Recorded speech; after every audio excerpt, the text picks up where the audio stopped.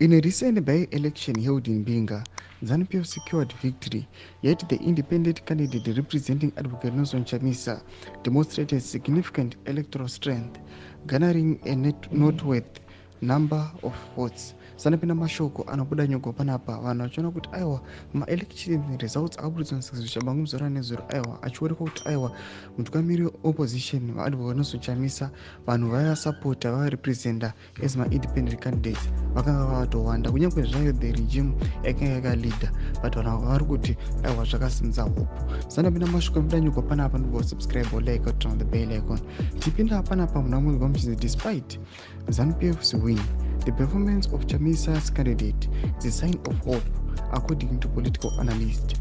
ZANU-PF celebrated the victory with a statement from a party representative who remarked, "It's a word in Binga that he has been in opposition hands since 2005, which is exactly 20 years.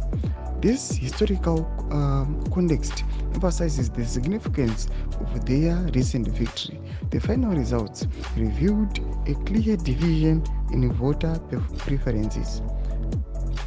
Vanhu vaya vonyora pazvasa vachiti ZANU-PF 895 votes, Nelson Chamisa's candidate 402, Sabc Tshabangu 21 votes, then NCA 9 votes. Panapa ndoma election results anobuditsiwa ari kuoneka kuti aiwa yes tichiona nemavotes akawanikwa naadvocate Nelson Chamisa sema-independent candidates toona kuti aiwa akatowandisa because they attained half of the votes akawanikwa aiwa neZANU-PF. Chinoonekwa noko kuti aiwa sezvinokuzivikanwa kuti ZANU-PF ndo yakabata kwese, they have the access to rig, they have the access to manipulate the results. Kana vachiona kuti aiwa vanhu vari kutoda advocate Nelson Chamisa zvakatodai so once feel out that they are being challenged, the regime people they do not trust it. Noda kuti kana ichita by-elections ari kuonekwa kuti aiwa hapana kana transparency, hapana kana credibility iri kuonekwa kuti are they being done according kumutemo yacho chaiyo. And they do not know that, so